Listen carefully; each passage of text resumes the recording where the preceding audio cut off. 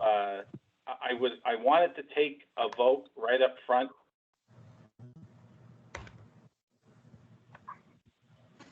Okay. I wanted to start with a vote for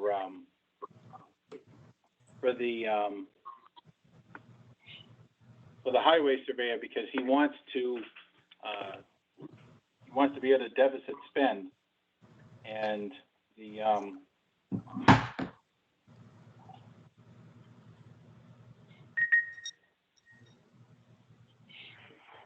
and I'm just looking at a message. But let's see, we don't have a quorum yet to take a vote, Alan, so you have to stand by. Okay, no problem. You should know that obviously the select board did vote last night to allow the highway surveyor to deficit spend for snow and ice pending approval from the finance committee, which also has to vote. So once we get a quorum, we'll accomplish. Oh, Nick is on here, so now we do have 4. Just for your edification, Nick, the first order of business is to take a vote on deficit spending for the highway surveyor, because he's depleted what we appropriated for the fiscal year. So, Alan, can you just explain to us how much you spent and where you're at and what you want? Okay, so as of right now, hired equipment, that would be the subcontractors. I'm in the red already with that at like 7,200. We have the bottom line. I still have 55,000 left in the account, but that's not counting the impending storm. And I also ordered another 10 loads of salt, which is over 20,000 just for the salt. So doing that with the impending storm coming, I just felt as though I might as well do this now sooner than later, because I don't know how the selectmen haven't been meeting that often. So I just figured to get it out of the way. Last year we did the same thing, and actually last year, if you remember correctly, I ended up giving money back and didn't even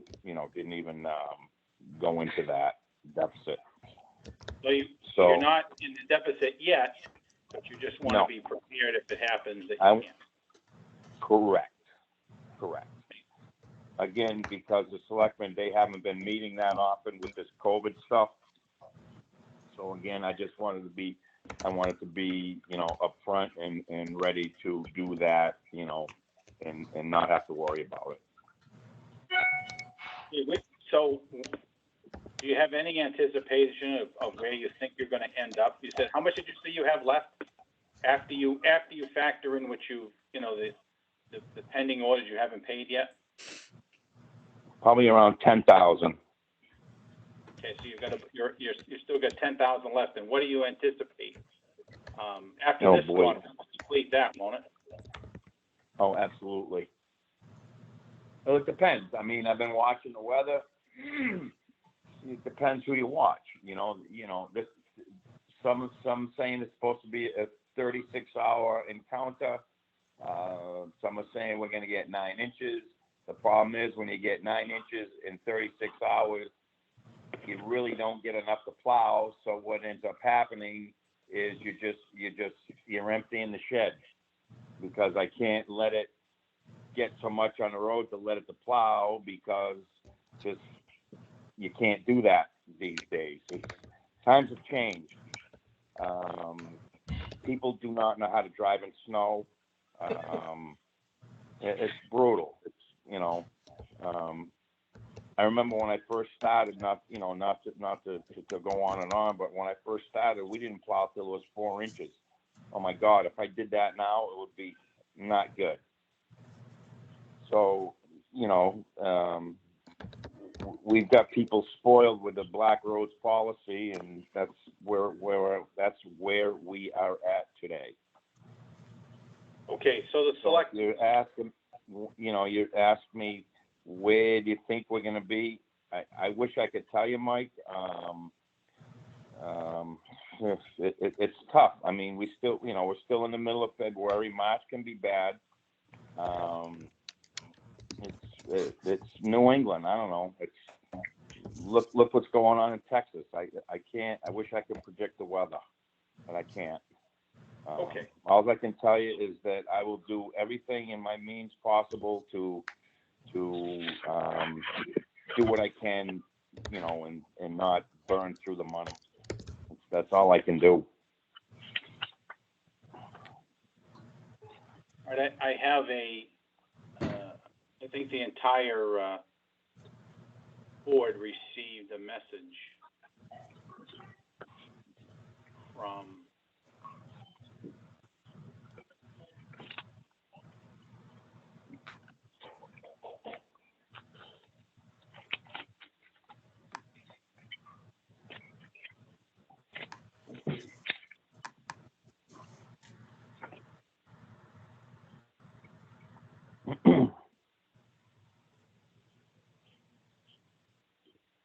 Okay, Alan, what? Yeah, what Mike, exact- Mike, I think it was this is Jack. I think it was a February 17th, 2021 memo from Laura to Alan Right, about I found that. I'm trying to find it. in an email, Mike, I think it's,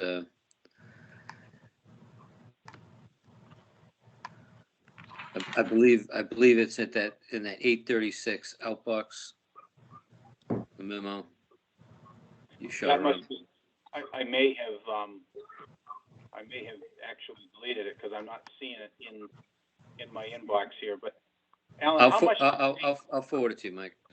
All right, well, can you Jack, just read what the action the select board took with regards to the deficit spending.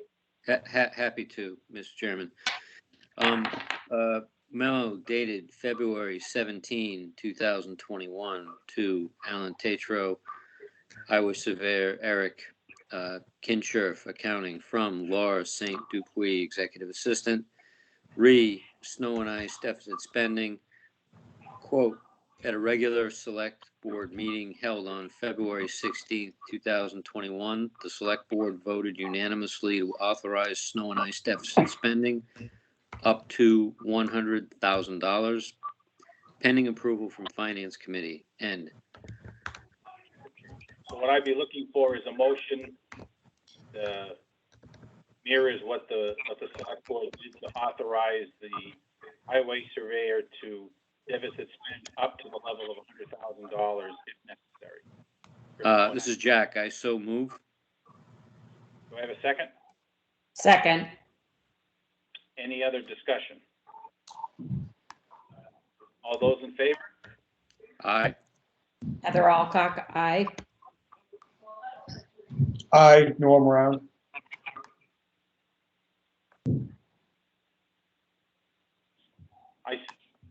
Nick, I saw your lips move, but there you go. Yeah, Nick Sientra, aye. Sorry about that. That's okay. Thank you very much. All right, thank you, Alan. Does anybody have any other All right, questions? thank you. Anything else you'd like to say, Alan, before we move on? No, thank you very much. And any other questions, you can send me an email if you want, or call me directly tomorrow, or whatever you want to do. Not a problem. Okay. Thank you. Get some sleep while you can. All right, have a good night. Thanks. Thanks. Bye-bye. All right. So let's move on to the Board of Health with their review. I know that Missy had sent a document to us.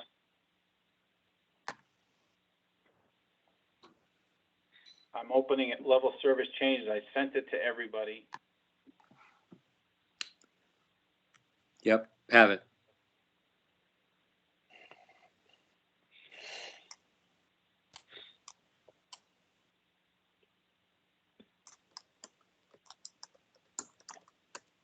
Can everybody see that?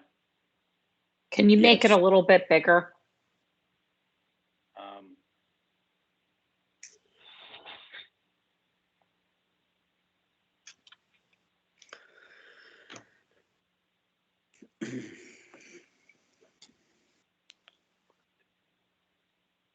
It's an $18,000 increase in one line item, and the other is 9,000.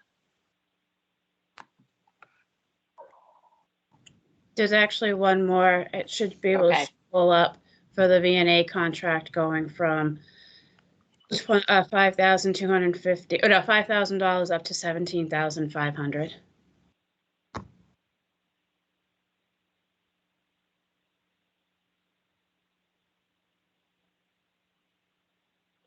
Okay, I have, this is from the 10th, and then there's another one that you sent.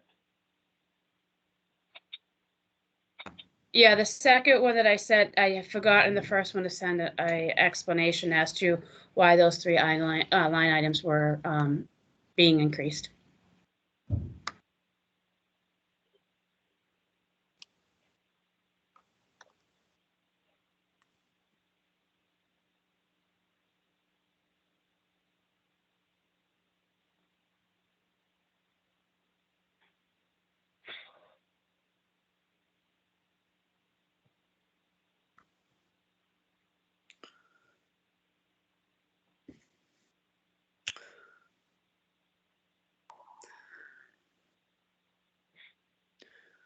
Okay, so it wasn't in this, yeah, there was an explanation one, right? Correct. I sent it. Yeah, I sent it later on. Basically, it's all contractual obligations that the board will see in FY22.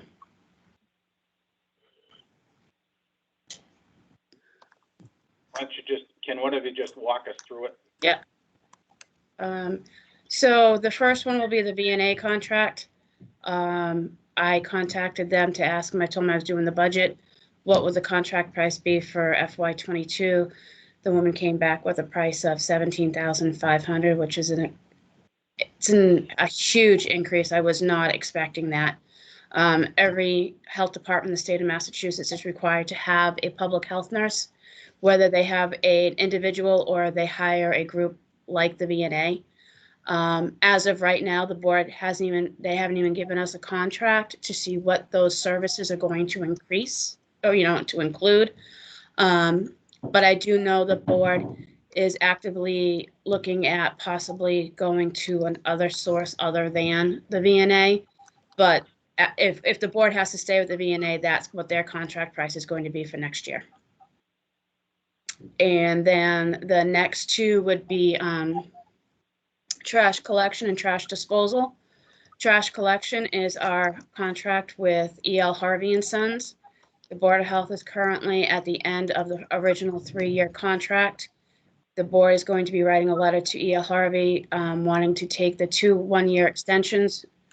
So the amount that's in the budget for this year, for FY22, is that contractual price with Harvey. The third one is trash disposal. That is where that's taken to Wheelabrator. So in that line item, the things that are paid for is the trash being delivered to Wheelabrator. It also includes our household hazardous waste. And there are a couple of other items that the board is going to be looking into, possibly buying additional Sharps containers. Our contract with Harvey right now only allows for 15 a year. They've supplied more than that to the town. They're not sure if they can always supply those numbers to us. So the board is actually looking into purchasing the actually larger containers. And there's also a medication take back program that they're also investigating. So that's what's included in the trash disposal line item. Back to you, Mike. Okay, so basically it's 18 and 9 or a $27,000 increase that you anticipate? Correct. Those- Yep, correct. And those will be, obviously, some of those costs will be included in the trash billing. So that's how, some of those those costs will be regrouped from that, recouped. And can you just repeat, because I'm like on a laptop going back, I'm taking minutes. Thank you, Missy. What is the increase for the nurse? How much was that? Hold on, I don't know off the top of my head because my laptop's not working correctly, so I don't have. Oh, my all right. Or so- Mike. But it's I going. think- I believe the increase, Heather, I believe the increase here is a $12,500 increase, Melissa. Yes, That That's is correct. right. Okay. 12,500 for the nurse, trash collection 18,000, and then trash disposal 9,000. Did I get those right? Okay. All right. Thank 12. you. 12.5 for the nurse, 18 for the disposal, 9 for the collection. Oh, I had it backwards. All right. So 9. And I guess my issue was the trash disposal and trash collection are both captured in the trash bills that are sent out twice a year, right? Now the nurse, the cost of the VNA contract nurse, that's not, is that or is that not COVID related? to my knowledge, as of right now, it is not COVID related. Okay, so that's something we have to absorb within the budget. If I find out that it changes and it's anything COVID where CARES Act money could be used for it, I would most definitely notify everybody and let them know that we can make some kind of an adjustment. Okay, and can we talk about COVID for a second? Are there any costs that the Board of Health is incurring right now that that there is no state or federal funds that are going to compensate us or pay for those costs? My understanding, as far as I know, anything will be covered by the CARES Act, and there's also ways of recouping money through FEMA. Okay, and I know Kim has been keeping track of that and making requests, and we haven't exhausted that yet, right? No, but currently, just so you know, the VNA had come to the board with an addendum to their current contract, and they're requesting $3,500 a month from the town, actually from the 9 towns that they represent. We've gone through to Kim, she's okay with the spending, and we're just trying to hammer out the actual addendum. Okay, so the select board's aware of it and communicating to Kim that she's okay in this $3,500 monthly cost, because they assume they're going to pay that out of the CARES money. Correct. That has already been allocated. Correct. Okay, and just as an aside, is there any discussion about the town being involved in any kind of a vaccine clinic or anything like that, or has that not been discussed yet? Oh, it's been discussed multiple times. We were currently in the process. We were trying to work with 4 other towns. It was Uxbridge, Northbridge, and Douglas. We had a site picked out, ready to go, just waiting for vaccine. And as of today, the state of Massachusetts pulled it out from underneath us. I also was on a call with those towns. We were trying to bring in Hopedale also. We were also going to work with Hannaford's out of Uxbridge to, they would provide the vaccine and the vaccinators. We would provide a larger site since their pharmacy is a small area. The state also said no to that. So as of right now, there are no clinics planned for in town or in Uxbridge for the Mendon residents. We are talking again, in order right now for you to be able to do a large vaccine clinic, you have to say that you're going to do 750 vaccinations per day, which would mean running 5 days a week, 10-hour shifts. Uxbridge, their health agent believes that we could possibly do that, but we'd have to bring on as many as 5 more towns. So we'd have to bring in 10 towns. So it's a work in progress.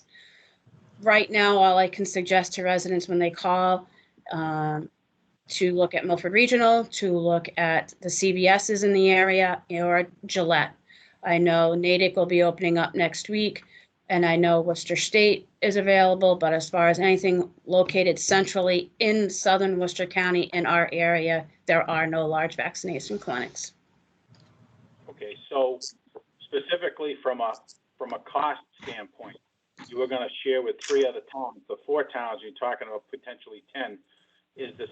Would the state provide the funding for that, or do you have to come up out of CARES money, or what's the plan for that piece of it, or is there a? If there was, my understanding that it would come out of CARES, and it would also, there's an avenue through FEMA. Okay, so right now it's still a work in progress. Correct. Okay. Any of the FinCom members have any other questions for the Board of Health? Looks like Tom is a guest and has his hand raised. Hello, yes. I just wanted to make a clarification. I know previously it was when you were getting the numbers for the increases, the term nurse was used. But just to point out, it's not a nurse that we're talking about. This is an organization, the VNA, so it's multiple services as opposed to just one nurse. I just wanted to clarify. Hmm. Yeah, the spreadsheet actually says VNA contract for the 12-5, so it does, you know, in writing it clarifies that it is a contract through VNA and not just a nurse. Thanks. All right, well, thank you very much.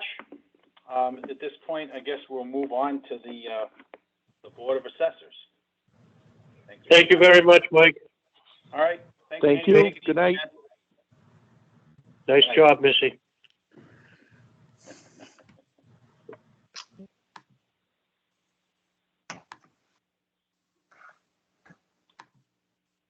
I am looking for the 141. yeah.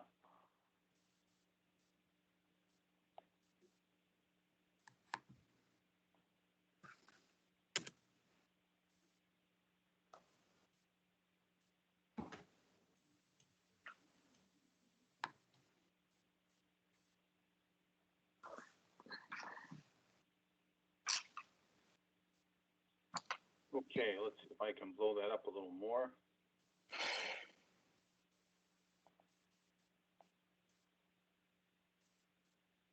So, Gene, do you want to take this? Basically, the FY22 budget is level funded. Nothing has increased, except hopefully my salary.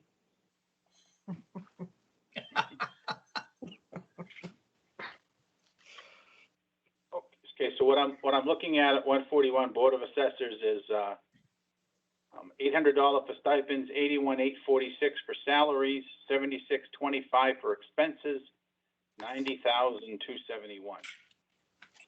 And what would you expect to be the increase over that? I don't know. We've yet to begin negotiations. Okay, so you're starting a new contract? Correct. Okay.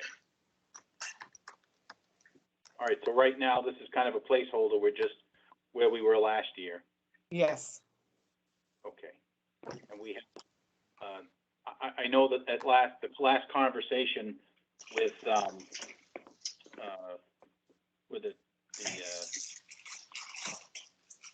town administrator and after the select board meeting that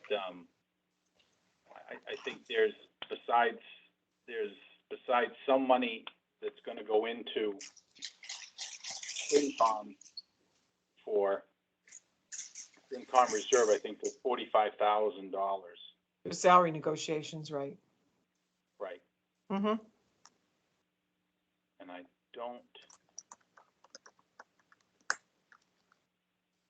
don't know if this document's been updated for that. May I ask one question? Because I Yep. do not have access to the budget sheets that you were shown the other night. What number was plugged in for the overlay account for FY22? Are you looking at what I'm sliding down here? No, I can't see. I can't see anything on my screen. Okay, let me, is that true for everybody? No, I can Oh. see. I can see it.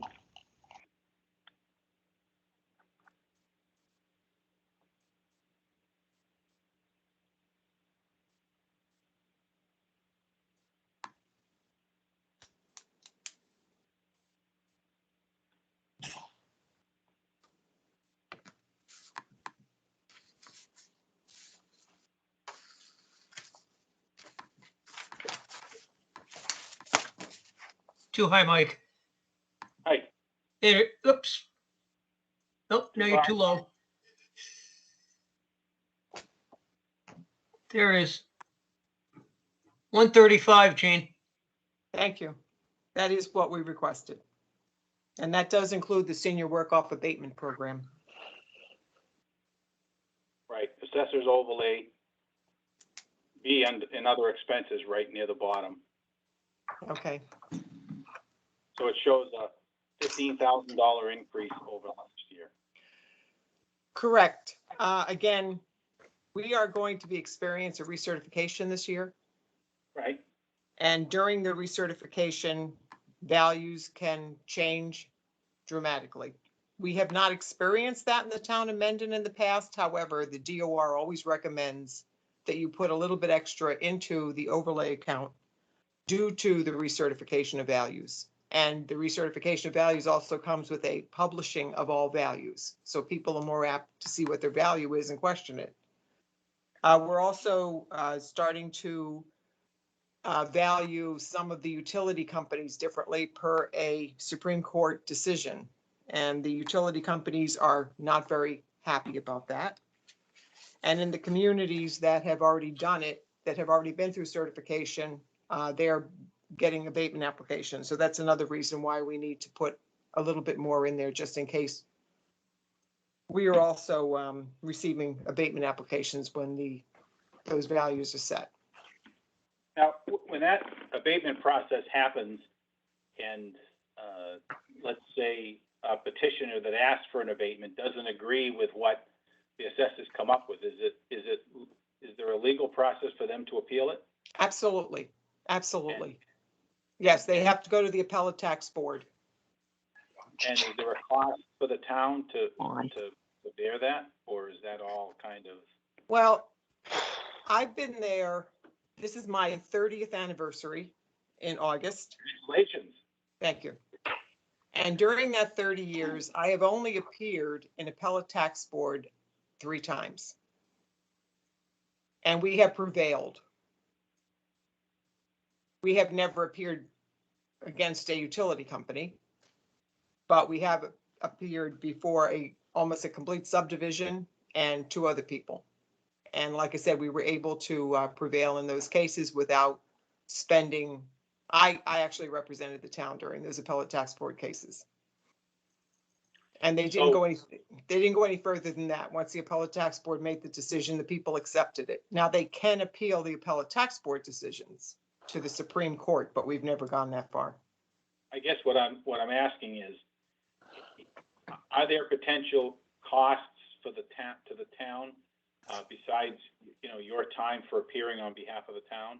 There's potential costs if we need to hire an attorney or a consultant to go with us, yes. Okay.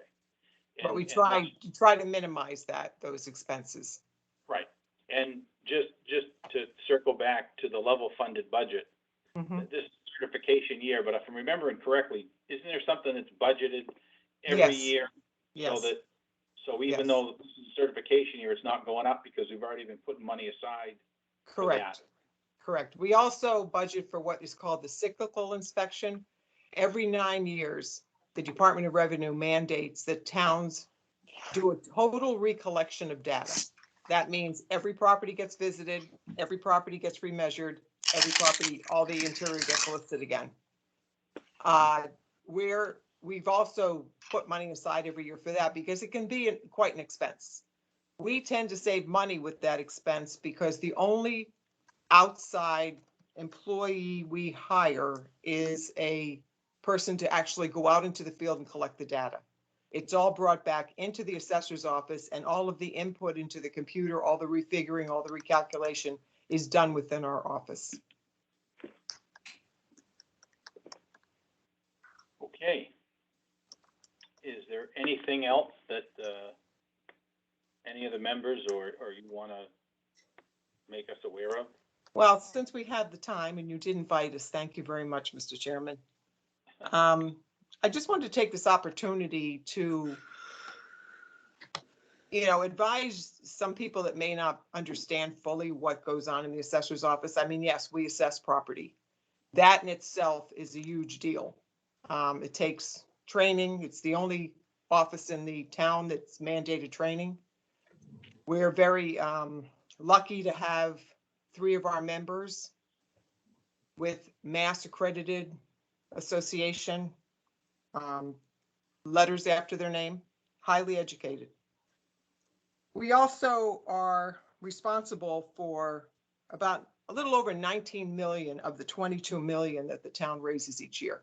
And that's because we handle and are responsible for the database of all real estate, personal property, and excise bills. With that comes abatements, exemptions, and anything else that has to do with the bill. When the bill goes out, other than the question, can I pay this today, to the tax collector's office, all of the questions are within the purview of the assessor's office because we take care of the entire bill. The database is a very important thing. We do all of the maintenance and updating of it ourselves. Again, I said abatements and exemptions are done. We also, as I said before, defend our cases at the ATB. We keep the chapter lands in order and all of the information that pertains to those. Solar pilots, when they're negotiated, then become the responsibility of the assessor's office to maintain the billing and make sure that the money is being collected as it should be. And it's the DOR really made that difficult in that they won't let us just send them a bill for the pilot price. They actually make us convert that into value. So each year there's quite a big deal that goes into that. We're also not only owners of keepers of the properties in town, but we also are the ownership keepers. So if someone transfers ownership of a property, that comes to the assessor's office. We set up the addresses in town. The selectmen do the street names. We do all of the numbering of properties. We also are responsible for the valuation setup of subdivision of land. Anytime a subdivision is set up or even a lot is split, once it's approved by the planning board, it comes to our office and we have to do the actual splitting of the property and the separate assessing. We're also responsible for the town maps. Anything, any kind of plans that go into changing property, we're responsible to make sure that happens each year. And a few years ago, we applied for and were granted a grant to get a GIS mapping system, which has been really great. We're also responsible for state reimbursements of any of the exemptions that we do give out that we can recoup for the town. We are the people who do the certified abutters list anytime anyone needs it. The biggest thing our office does, I feel, and this is just my opinion, is customer service. There are days my phone is nonstop, and it's the taxpayers asking questions about various things, even things that may not pertain to our office, but they know I've been there a long time, so they'll call me. That to me is paramount in our job because our relationship with the public in Mendon is very good. And that's important in an assessor's office because it goes to our credibility and hence to the fact that when we do send out the bills, we are questioned very little because they do trust us. We've built up a good rapport with the people because we are very customer friendly. I believe in education. You know, no one wants to pay a tax bill, but at least if they know they're paying their fair share and what they're being charged for, it's a lot easier to write that check. So I'm going into this only to say that there was a comment made at your last meeting, and it doesn't just pertain to my office, but I would ask that if you are considering doing any kind of outsourcing for the savings of money, that you look at what cost it actually costs the town. You may be saving a few bucks, but it could be costing the public, the taxpayers who pay these bills, a lot more than just a few bucks in their pocket. I think they enjoy the personal, caring relationship our office shows as they, you know, we have many seniors who come in and, you know, they have to give us personal information. So they feel comfortable being able to do that. I just think that goes a long way. I really agree that that is our biggest job. So thank you for entertaining this conversation and I appreciate it. Well, thank you and the entire board for all your efforts. Thank you. We appreciate it. Any members have any questions, comments for the assessors? Yeah, or the This is Jack. Not a question, but just again, thank you for that overview, Can Jean, we and just disclose congratulations. something? Can we disclose something, Jack, before we talk? Sure. That I used to babysit for you when you were little? Yes, you should Okay, disclose thank that. you. You should disclose that. I figured I better put that in, because if you say something nice, gotta Well, disclose. I was about to. Congratulations on 30 years. That's Thank you. I outstanding. imagine he was a handful. I'm not I sure where was, the I was. line come from for which side, but maybe both I sides. have to say that he and his brother were very well behaved and really good kids. They really were. And boy, do I feel old. That's wonderful. 30 years. Thanks all again. If nobody has any, we're gonna move on to the water department, if that's okay. Thank you. Mike, Yeah. I have a point of clarification or a question. On the meeting minutes, do I need to put everybody who attended the meeting or just the members of the finance committee? Just like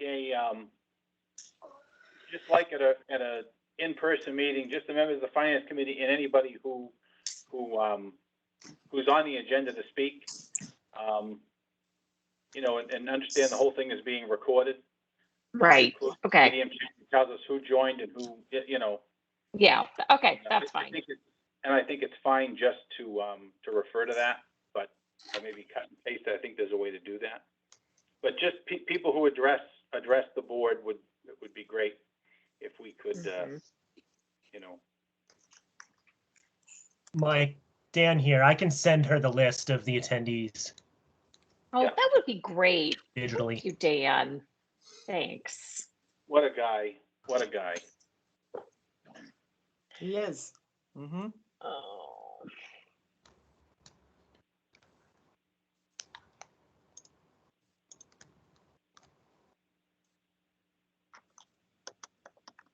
Okay, I believe I pulled up the FY 2022 water enterprise budget and sharing it with everybody. So Dan, why don't you go ahead? Dan, you work. Yeah. If you like. Yeah, unless Kevin has something to add. I'll defer to Dan. I think so. Just to avoid any confusion, the water department now basically has two separate budgets. One of which is this enterprise fund, which is related to the customers that we bill. And then the other one, which we could talk about next, is the town budget that's just the town-owned buildings. So the town hall, the senior center, the park, and the library, they have a public water supply well. And so that's what changed with the enterprise fund, is those are now basically separated out. And the whole purpose of that is that the money that's billed to the customers comes back and is 100% paying the costs related to those customers. So I guess, yeah, this is our proposed budget for the water enterprise fund.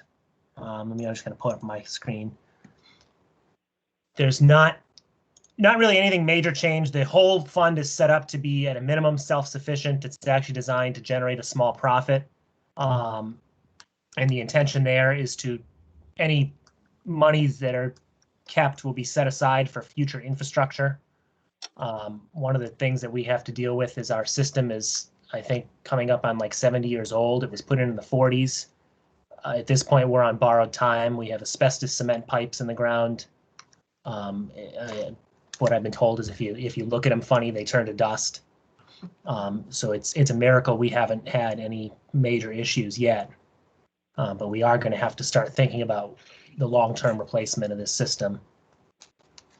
As I look at this estimated revenue, we have water charges, capital impact, local capital impact, fire, sprinkler fees, and penalties and interest. What's the difference between capital impact and local capital impact? So capital impact is the charge. It's Hopedale's debt service. As part of our contract, we have to also pay that money. So that it's I think it's 5281 or something like that. That goes on every bill per quarter, and that money goes straight to Hopedale. That's all the financing charges on their wastewater and their drinking water treatment plants. The local capital impact is a new charge. It's $12.50 per quarter, and that's what the Mendon Commission started as a way to generate some funds, again, to deal with the infrastructure. The fire fees. Oh, Dan, if I could jump in? Yeah. If you look down where it says appropriation from retained earnings, 29,000, that is the local capital impact fee over the past few years. And that will grow every year, as that's just a holding account for if and when something major breaks. Right now, we're confronted with having to replace 2 main water meters that govern water from the town of Hopedale to Mendon. And the contract says we have to pay our share of replacing them. And we're still getting estimates, but that's where the bulk of that money is going to go. And then we started that to build up for when we have a water main break. For those of you who can remember, up until about 3 or 4 years ago when we went enterprise fund, we would be going to all the taxpayers of Mendon to fix a problem that only benefits roughly 155 people. And now we're trying to, with that local capital fee, be able to pay that ourselves without going to the rest of the town for money.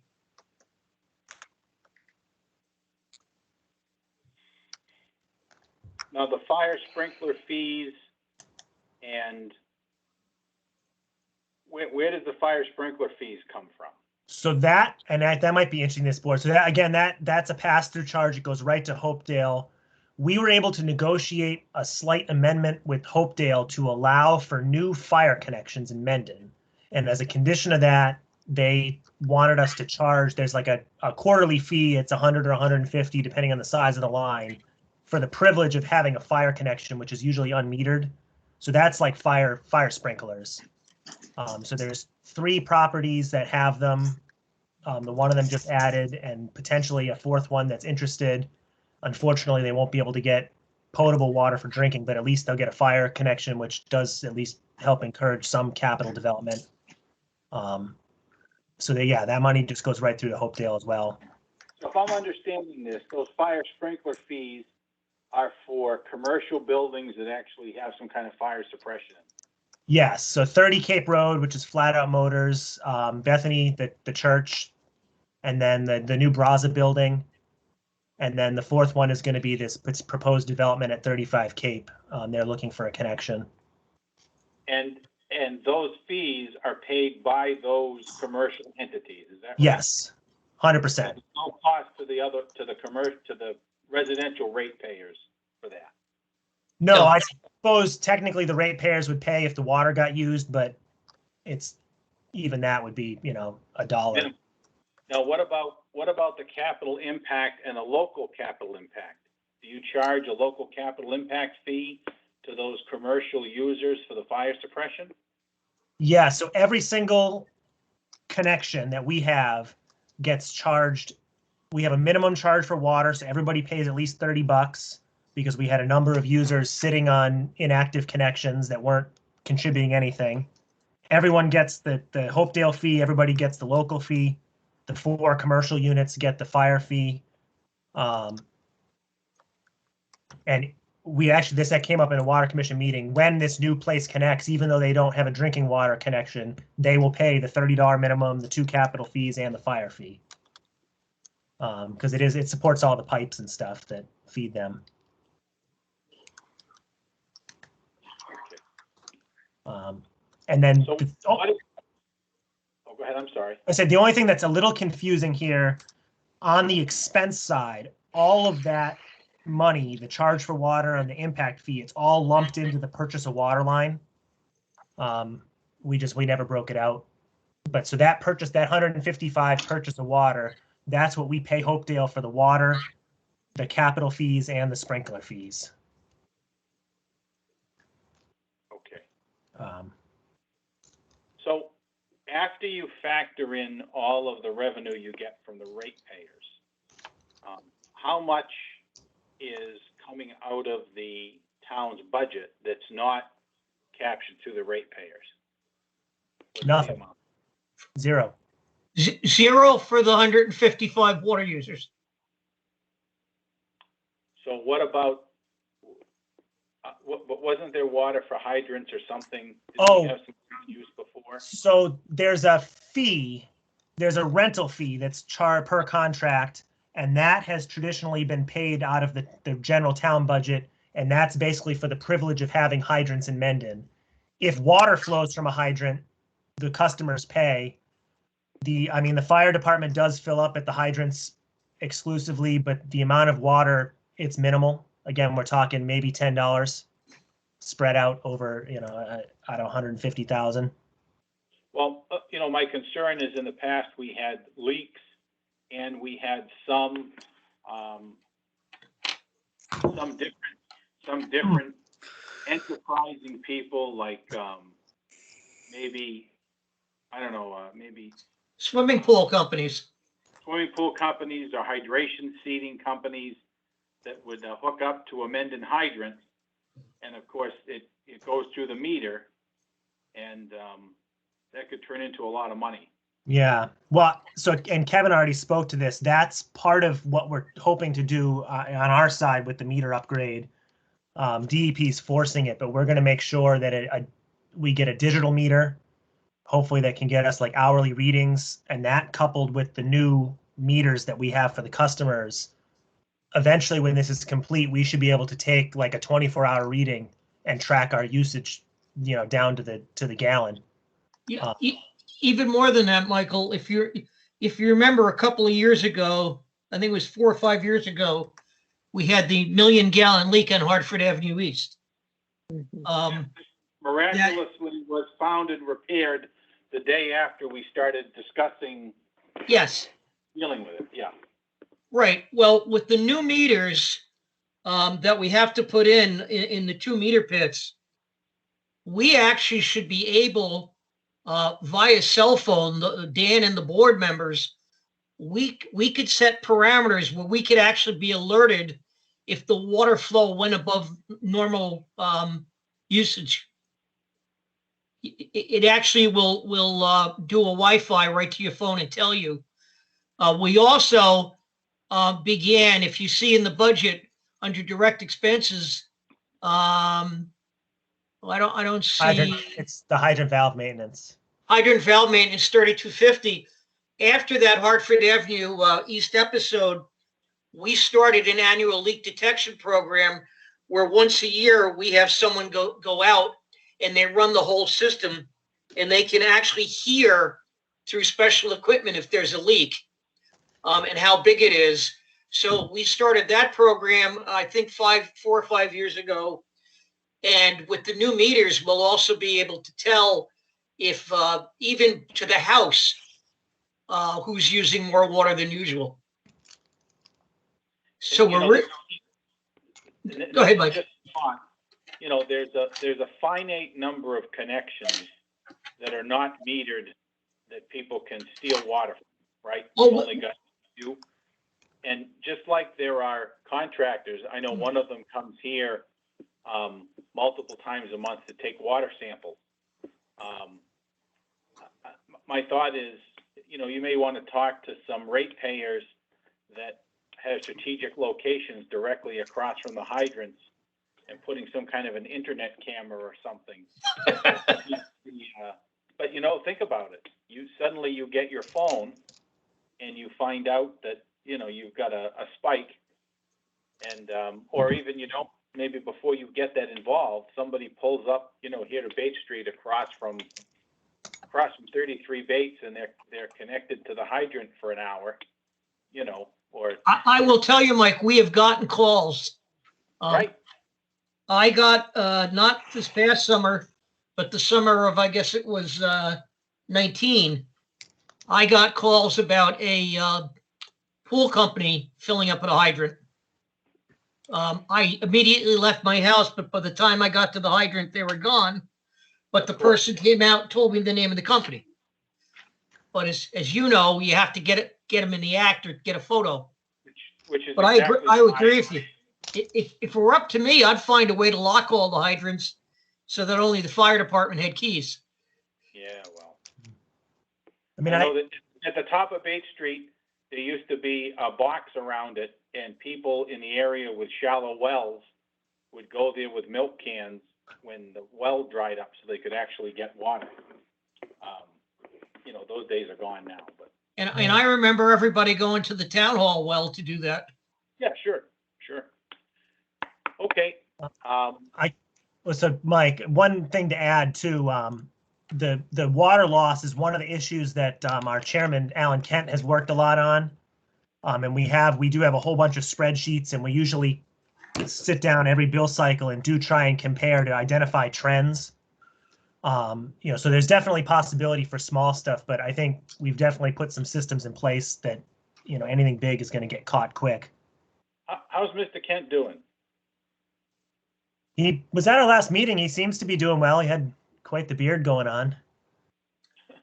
He's got a beard bigger than Santa. Oh, good for him. Yeah. So this is the last point, unless anybody else has something else.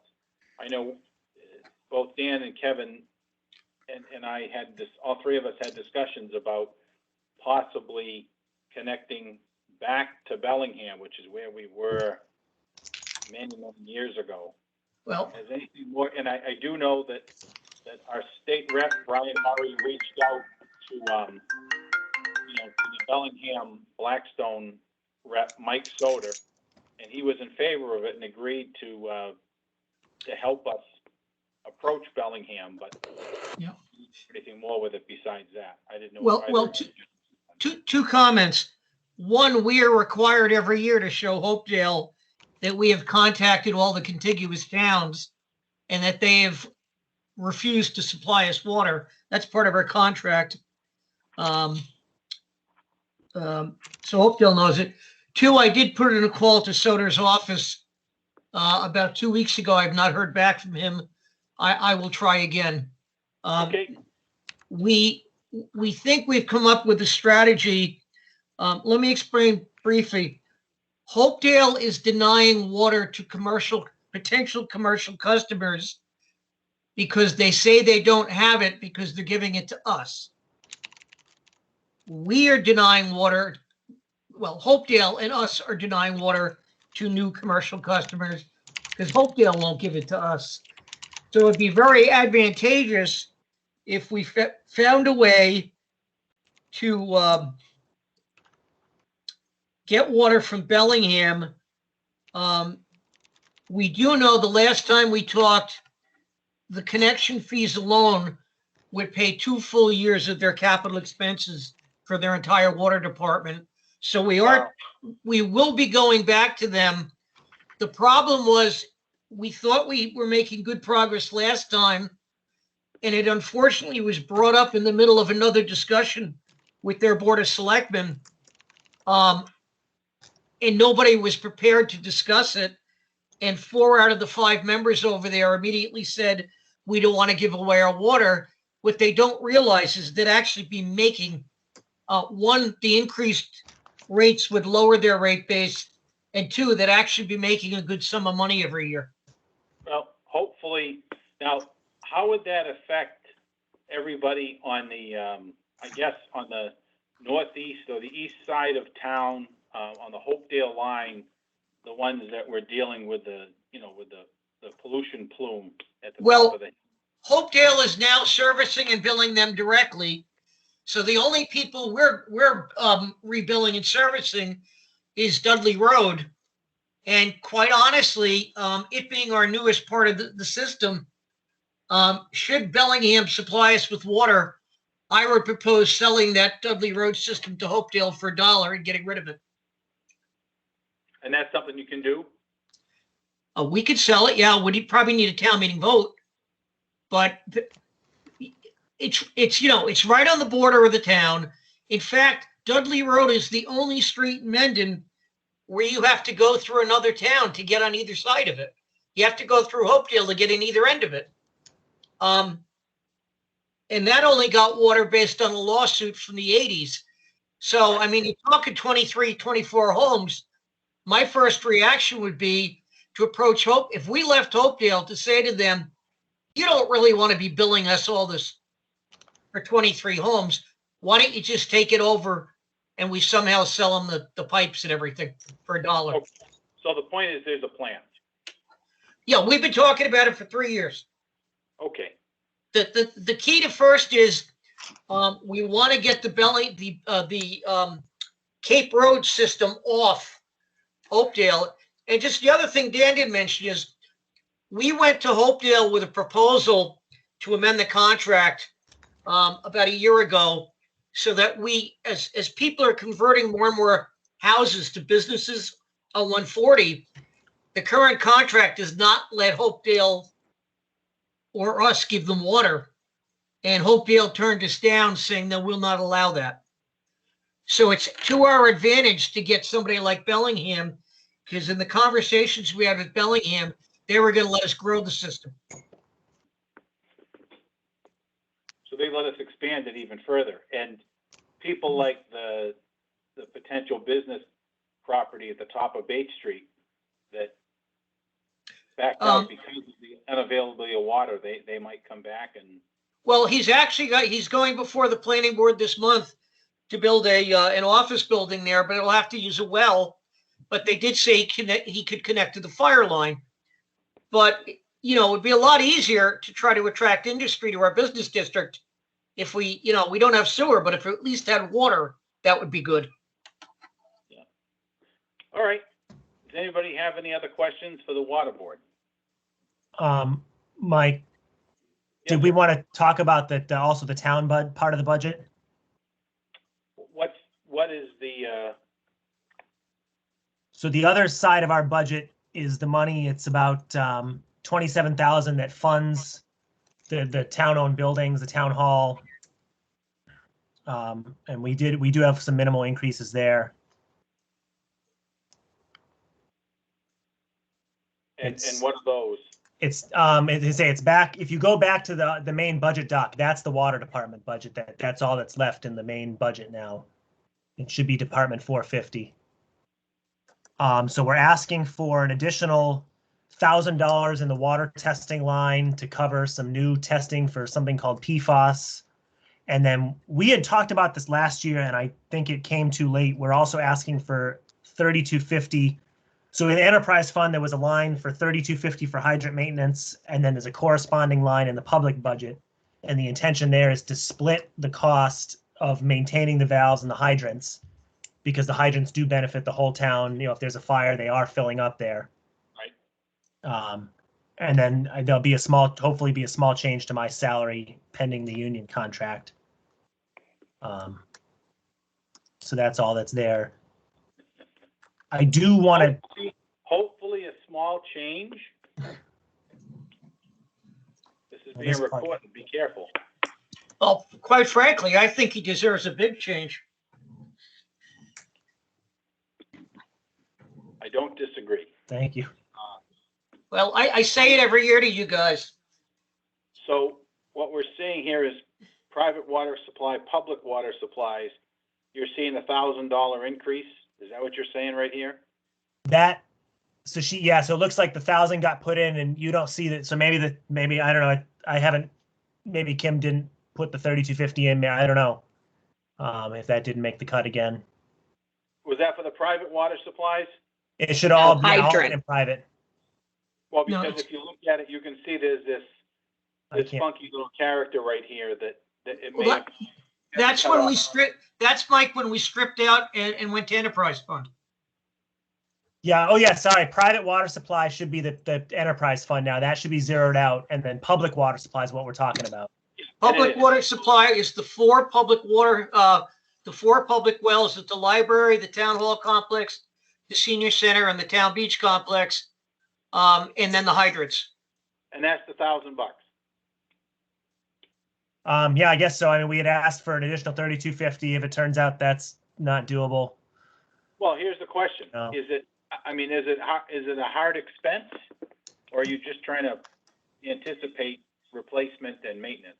So we had got quotes from Whitewater, 2 quotes. I believe they were each about 3,000. One for valve maintenance, one for hydrants. We are actually looking at hopefully trying to see if we can transition to having me do some of that work. But the money still has to come from, so it'd be some sort of a lateral shift.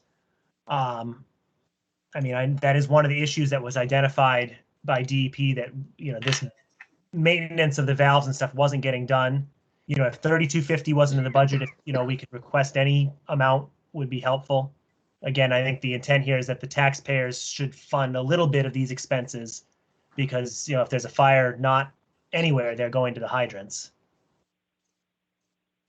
Right, but I guess you just have to have a backup for is 3250 just a swag, or is that in addition to this 1,000? Or no, so the $1,000 request is for testing. Okay. So you're seeing 4 lines combined into one total line. Yeah, I understand that. Yeah. You can't. This is a PDF, so we can't drill down. Yeah. In this document right here, but. And the 3250, the total is 6,500, which is the 2 quotes we got for hydrant flushing and yearly gate valve exercising. They reach about 33,000 apiece. Okay. That's what those numbers came from. You need to follow up with Kim about that because she's still going around with the selectmen. Right. Okay. Select board. That's something. And it's not a guess, Mike. It's been in our budget for a couple of years. Yeah, well, that's what I mean. There's something that has to be done. It's kind of like the paint is peeling off of the town hall, and it should be done. Does it have to be done? I would argue it does, but it just doesn't. So that's why I say that's the place to really, or at a select board meeting and bring up your specific. Yep. Okay. All right, well. Sorry, I do have one other thing. Yeah. Just so you're aware, so the Pfas testing, it's a new potential contaminant. The state is mandating this new testing. It's a $300 test. It's a whole pain in the butt. So there is a possibility of increased costs. We did recommend that Kim put some extra money in the FinCom reserve. We tested the library. It came back clean. The senior center came back fine. The park, they can't test until the spring. But I think we should be good. However, the town hall didn't pass the limit, but it did have some detected. So there could be a potential for monthly or quarterly testing where we'll hopefully have an answer in the next couple months. They were doing another sampling. It's unfortunately just one of those state mandates we have to comply with, but we did want to give you a heads up that there could be some cost. You said it's PFAS? It's called PFAS. It's perfluoral alcohol. It's basically a Teflon product that is basically in everything. If you go look it up, it's kind of scary, but they've identified that it's a potential health hazard. I believe Hopedale, anything with the customers, Hopedale will be required to deal with. Of course, I'm sure we'll get the bill eventually, but it's just something that's coming down the road. So the 1,000 was to cover the minimal testing. It's assuming, so the town hall came back at 10.1. As long as it's under 20, I believe it means we may just have to do quarterly testing at $300 a pop. The treatment involved in that case would probably just be bottled water coolers, which we already have. Do they think it's coming from the groundwater or in the pipes or what? It's due to it can come from old firefighting foam. It can come from any number of sources. This stuff is literally in everything. It's in all of us. It's in everything we touch. It's in bottled water. It's a nationwide issue. It's hard to identify the source. I would say, given the issues they found with the footings for the new police station, it's possible that 300 years ago, who knows what was done over there. It's probably private wells. I'm sorry, what? The old fire station, what wasn't done over there? Yeah. Right, so it's not necessarily a means for panic, but it's just something to be aware of. Don't forget 40 or 50 years ago, everybody just dumped everything in the ground. So, Yeah. For all we know, it could be, the source of it could be decades old. We don't know. Yeah. Okay. Yeah. All right. Let's. Anybody have anything else for the water department? No. And let's move on to parks. Thank you very much, Kevin. Thank you, folks. Thank Good you. night. Thank you. Sir.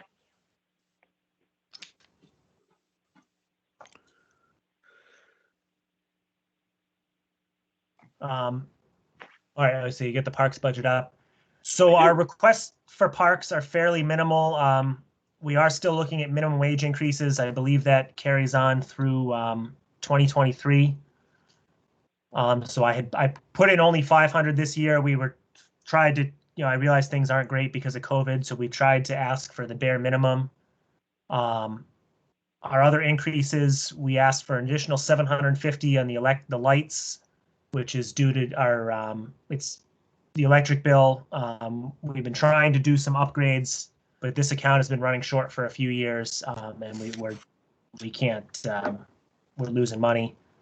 And then the field use is the field maintenance. We asked for an additional 1,000, which is expenses related to grub control. There's been a lot of issues with grubs in the fields, and then the grubs come and then the birds eat the grubs and destroy the grass. And the way this is set, this line is intended to cover half the bill, and the other half gets paid by the fees we charge for the users. So again, it recognizes that you have all the leagues paying to use the fields, as well as the taxpayers who can just show up and use the park. Has there been any thought to increasing fees so it would be revenue neutral? We haven't looked in a while. It's a pretty big deficit. I mean, right now the fees we're charging, we have 4 tiers. It's $1 an hour, $2 an hour for nonprofit, Mendon and non-Mendon, and then $5 and $10 an hour for out-of-town for-profit, or Mendon and out-of-town for-profit groups. But on the flip side, all of those groups generally do tons of other capital projects. Right. We have what we call capital improvement waiver. So we give them 50 cents off for every dollar of work they do. So like I know, Nipmuc Youth Baseball put in a $20,000 irrigation system. Softball built that softball field.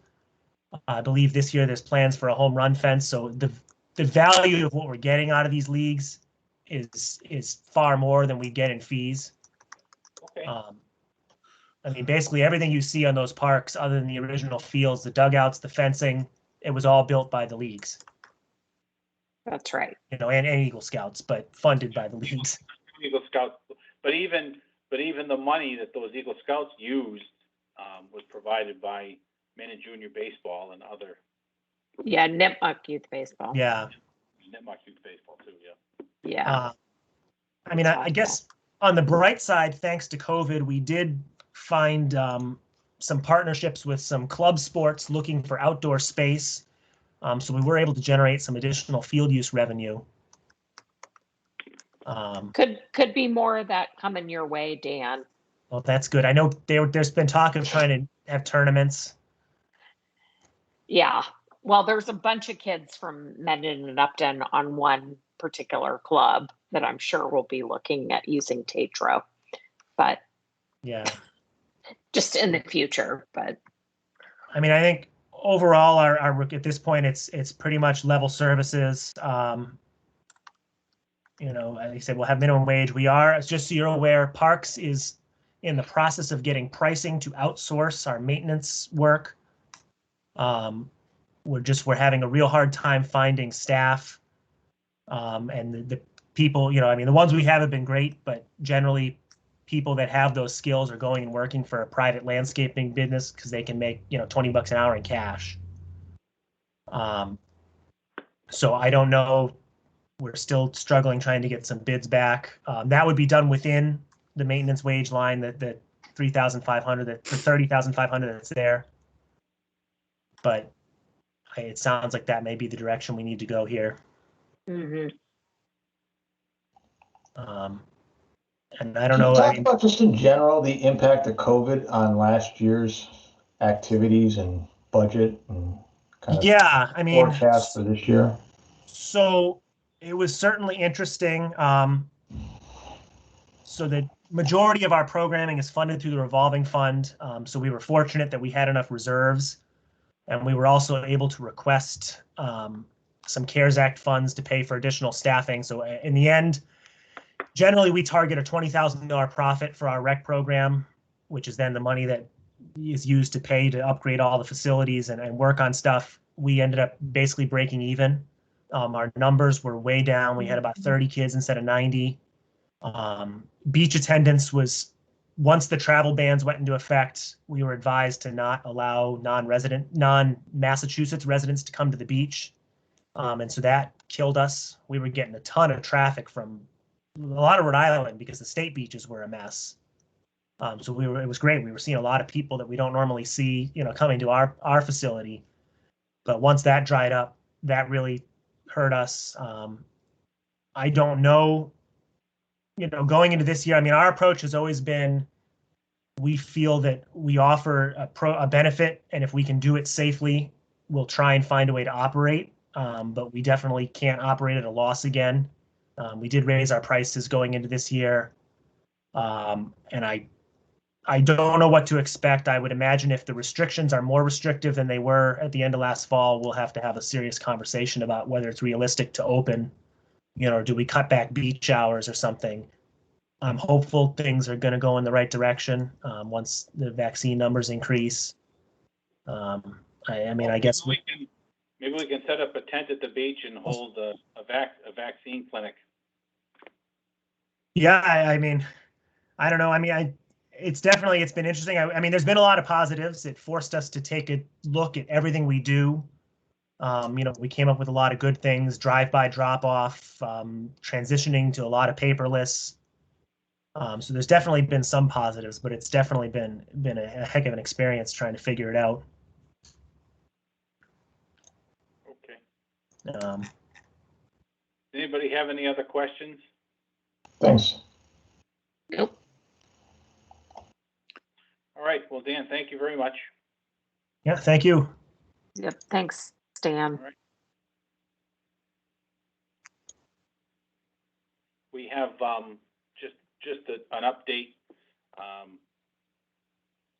from the school. I spoke with the business agent today. I spoke with our town administrator. I think the last time we discussed this,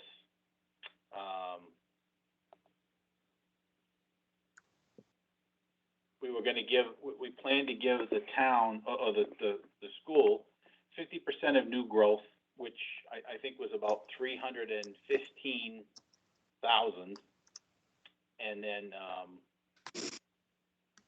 in addition to that,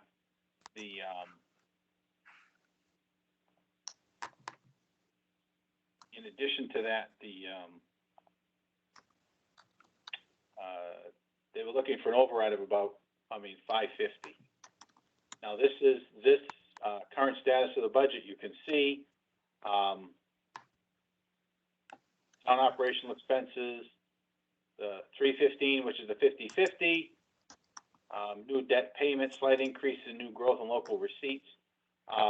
What happened though, after I received this, is I got a call from Jay Buyer, and apparently, let me see if I can just. Apparently, she had it. Now, this is not a vote from the entire select board, but she had a conversation with one of the members of the board, particularly Mark Ryle, and Mark suggested that while we're still planning to give them the new growth, that we don't necessarily have to earmark the override money that was passed at town meeting and town vote last year, in addition. So in other words, it's giving 315, but then taking away about 200,000 or so, or 250. So the point is, there's discussions back and forth. I think I may have mentioned that, Upton had actually suggested that they were going to not provide any new growth at all and make the regional school go for everything in an override. And, the other thing is, I did have a conversation with our our interim, budget director or finance director. Right now we have he's the previous collector treasurer for the city of Worcester. He's retired, has his own business. And, the town has interviewed candidates to get somebody with a master's plus to do some more financial planning. It appears that the last couple of collector treasurers that we've had, didn't have all of the training they needed. So we've got this person who's actually working an awful lot with the assistant treasurer collector right now, and interviewed some other candidates. But he made a comment to me, just because we can tax up to the levy limit every year doesn't mean we necessarily have to. It's an ongoing discussion, and I just want to make you aware of what's been discussed. So what was the recommendation? That still half of new growth, but not the override, the operational additional from last year? What I would say is that the discussion last night at the select board meeting, and they haven't taken a vote yet, but the discussion last night was that they were looking at giving them half of the new growth and then asking them to go for the rest for an override, most likely, which is what has happened in the past. But then today, and again, this is Jay Beyer giving me a call, saying that the conversation he had was that one member of the board suggested that while we certainly would give them 50% of new growth, maybe we wouldn't give them the operation additional that we passed at an override last year.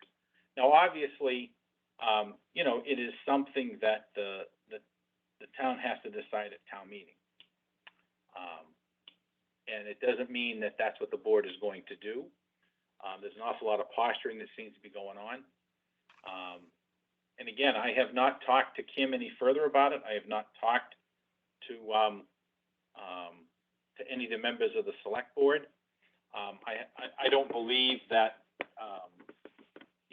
that Jay would make something up, but I also believe that people sometimes posture and make say things or suggest things. I just want all of you to be aware, that there's a lively discussion that's going on now. What I talked to Jay about having the school make their presentation to us next week. And what I was told was that next Wednesday they are presenting, making their presentation to the Upton Finance Committee. And he suggested the following week, March 3rd. Now, my thing is that I understand the Finance Committee meeting in Upton will be a virtual public meeting. And I think it would probably be a good idea, if we can call into it, that we should be able to call into it, so that we're on the same page and everybody's speaking together, so we can get to the bottom of what's going on and make the best recommendation we can for the townspeople. But obviously, I mean, during the school committee presentation, the ask was pretty good size. Yes. As I recall, again, this year. No question.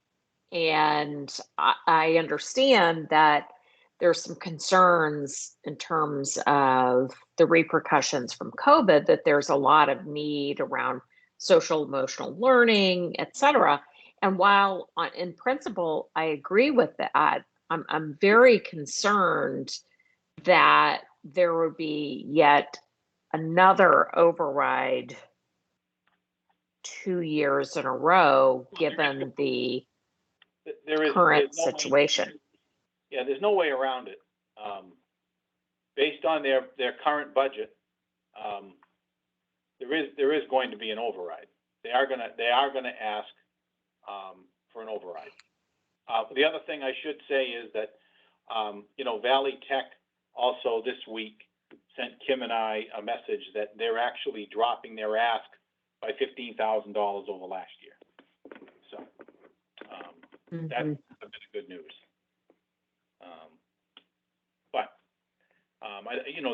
There's no question. And if you remember, even last year with the ask, it was a large ask. And then one of the things they did was, they zeroed everybody's first year of the contract and everything else. And, there were no labor increases and, right, obviously- no buses, no Right. transportation, although there's Right. no transportation reimbursement, right? Because there was no transportation. But yes, that And we get lessened reimbursed the 100%, so it saved us some money.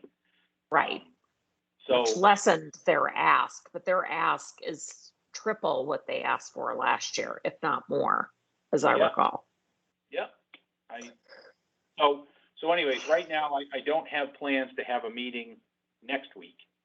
Okay. I do plan on having a meeting on Wednesday, March 3rd for the, to have Mendon Upton Regional School District make a presentation to us. But I'm also going to get the details for next week's Upton FinCom meeting, and I'll send it to all of you so that you all can join as guests if you wish. Mhm. So, anybody have any other ending comments or discussion? None here. Thank you, Mike. Okay. I have a motion to adjourn. I I'd so like to move. make a motion. Second. Okay, all those in favor? Aye. Aye. Aye. All right, it's unanimous. Thank you, everybody. I'll Thank you. watch your emails Thank and you. your text